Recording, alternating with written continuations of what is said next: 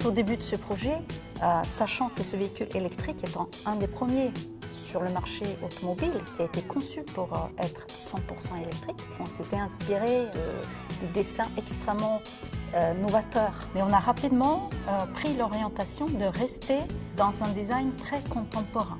Pour concevoir une voiture 100% électrique, le premier défi, bien évidemment, c'est d'implanter la batterie. Donc la batterie, c'est quand même un organe qui pèse 290 kg. Donc c'est pas facile de déguiser ce volume dans l'architecture de la voiture sans faire une voiture qui est trop haute hiérarchique.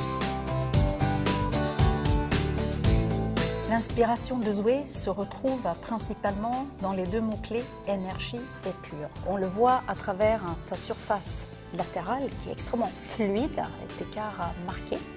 Et aussi, on a voulu donner une forte personnalité à Zoé, ce qu'on voit à travers sa face avant. Cette énergie pure se retrouve également à l'intérieur, à travers sa planche de bord extrêmement simple qui dessine la lame d'une éolienne. À propos de matériaux innovants, tout au début de ce projet, nous avions exploré plusieurs pistes, notamment des matériaux naturels entre guillemets comme le liège, le bois. Et finalement, on a pris l'orientation plutôt vers des matériaux plastiques, notamment pour leur possibilité de recyclage. Nous avons aussi innové en termes de matériaux de textile avec un traitement Téflon sur les sièges. Zoé, c'est une petite voiture très innovatrice.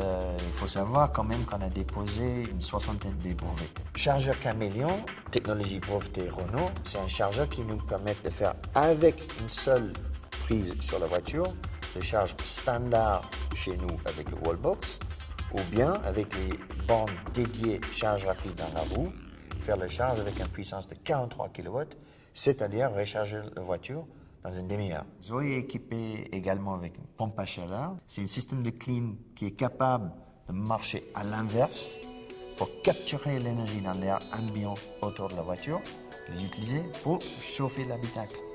Comme ça, on n'utilise pas l'énergie dans la batterie et on arrive de prolonger l'autonomie de Zoé.